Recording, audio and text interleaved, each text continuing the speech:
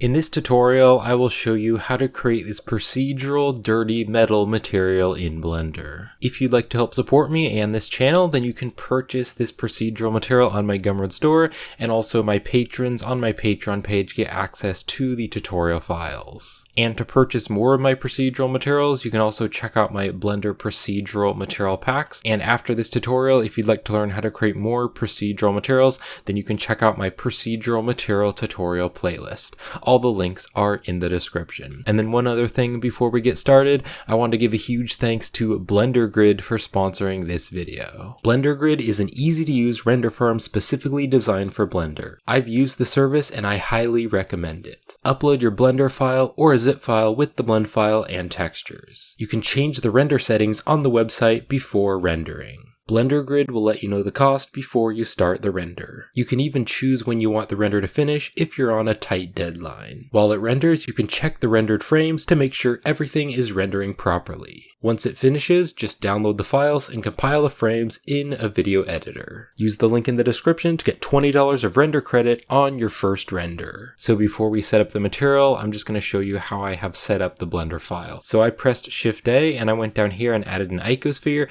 and then right behind me, if you click on the add icosphere settings right there, I've just subdivided it. So I just turned up the subdivisions and then I just shaded the object smooth. So we have a nice smooth sphere to preview our material on. And then I also added this light right here. So this is just a normal sunlight, and I turned up the strength to 15 and I just made it a very slight yellow color. And then to get some very nice lighting and reflections, I added in this Artist Workshop HDRI. So this is a free HDRI from polyhaven.com. Links will be in the description if you'd like to download it. So I just downloaded the 1K HDR version, and then I added this in as an environment texture into the world. And that way we will have some nice lighting and reflections on this object. And then I will also be using the Node Wrangler add-on in this tutorial. So to enable the add-on, you can just click on Edit and then open up Blender's user preferences. And then under the add-ons tab, if you search for the Node Wrangler, you can just checkmark the Node Wrangler add-on. So let's create the material now. So I'm just going to select this object and then I'll just click on New,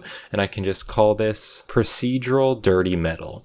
All right, so to start off, I'm going to press Shift A and I'm going to search for a Musgrave texture. Let's drop the Musgrave texture right here. And then using the feature from the Node Wrangler add-on, I can hold down the Control and Shift key and then select nodes to preview the node. And then just make sure the Musgrave is selected, and I'm going to press Control T. Again, that's using the Node Wrangler feature, and that is going to add the texture coordinate and mapping. Now the mapping node is just used to change the location, rotation, and scale of the texture, but we don't want to do that. So I'm going to click on the mapping and press X to delete it. So I want to use the object coordinates, so I'll plug the object up to the vector of the Musgrave.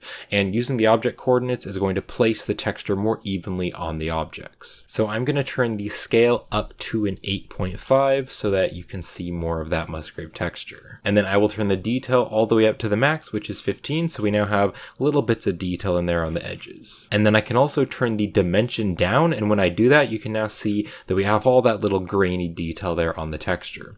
And then also I'm going to click on this bottom drop down right here, and I'm going to change it to a multifractal. I do think that looks much better for what we're creating. Now let's plug the height into the base color, so that'll actually affect the base color. And then let's Control Shift and select the principled to preview it. And then because this is metal, I want to turn the metallic value all the way to 1, so it treats it as a metallic material. And then we can also turn this roughness down a little bit just to kind of see how that's looking. So that is looking pretty cool, but I want to change the colors because right now this is just kind of black and white, and I want to make it look more like metal, so I want to make it look a bit more gray, and also I want to give it a little bit of brown. So I'm going to press Shift A and I'm going to add a color ramp node, and we can click on this color ramp node, and I want to put the color ramp in between the Musgrave and the base color. So I'll just drop it in here. So we can now change these colors in between here, and that'll change the colors for the texture. So I'm just going to hold down the Control and Shift key and then select this to preview it. So I'm first going to click on this white tab here. I'm going to select that and then click on the color, and I want to make this more of a gray color so that it looks more like metal. And if you'd like to use the same exact color that I'm using,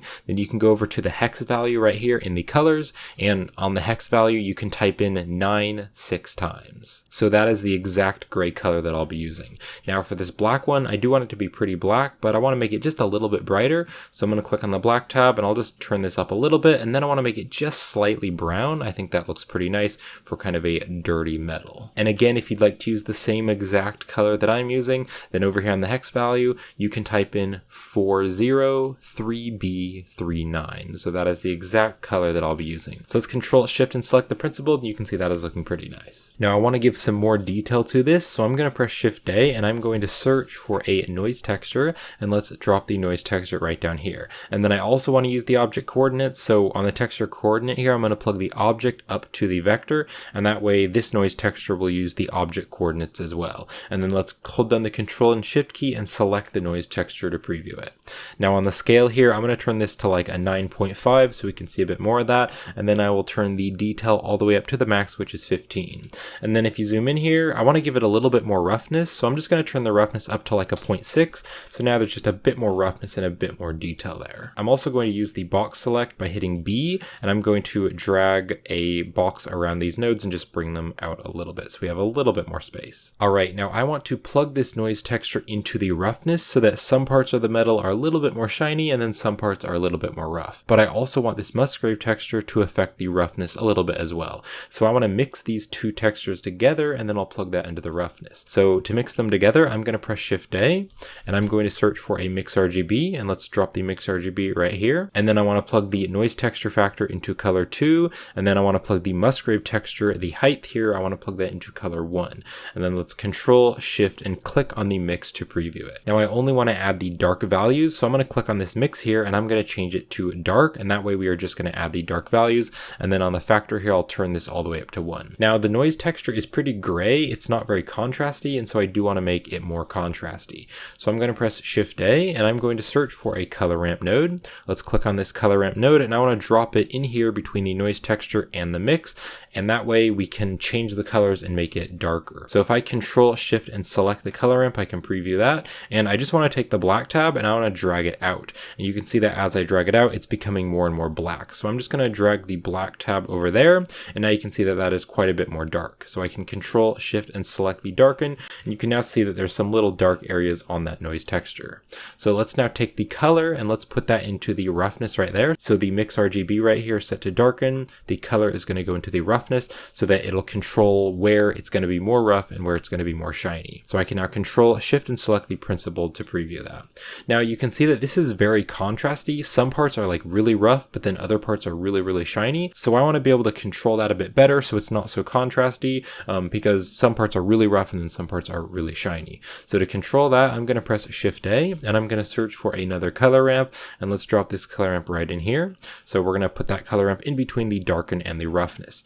Now if I take this white tab and I start to turn it down, everything is going to be more shiny. So if it's darker, it's going to be more shiny. So I do want to make everything just a little bit more shiny, so I'm going to turn this down a little bit. And if you'd like to use the same exact color that I'm using, then on the hex value, you can type in BE, BE, BE. So that is the exact color that I'll be using. So you can see now the metal is much more shiny. Now it is a little bit too shiny all over the place, and so I do want to make some of it a bit more rough. So I'm going to click on the black tab, and I'm going to click on this color. So if you make it darker, it's going to be more shiny. So if you make it lighter, it's going to be more rough. So you can see as I turn this up, the metal is much more rough now. But I don't want it to be that rough. I still want it to be pretty shiny because it is metal, so I'm going to make it a bit darker. And the hex value that I'll be using for this one is going to be 5 6 times. So 5 5 5 5 5 5. So that is the exact color that I'll be using. So you can see now some of it's a bit more shiny, some of it's a bit more rough, but it's not too contrasty. Alright, so this material is almost finished, but I do want to add just a little bit of bump because this is kind of a rough metal. So I'm going to take the factor right here on this noise texture,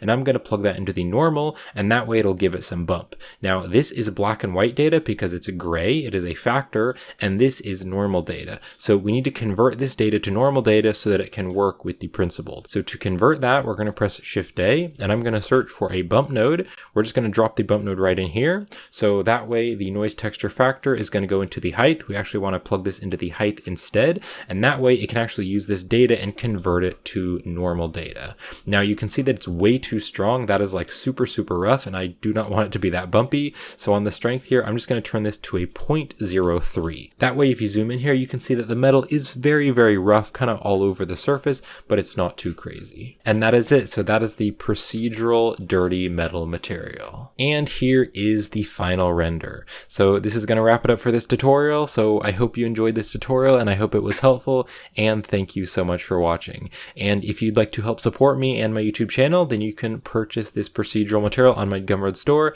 and you also get access to it on my Patreon page. And if you'd like to purchase more of my procedural materials, then you can check out my Blender procedural material packs. And if you'd like to learn how to create more materials, then you can check out my procedural material tutorial playlist on YouTube. So I hope you found this helpful, and thank you for watching.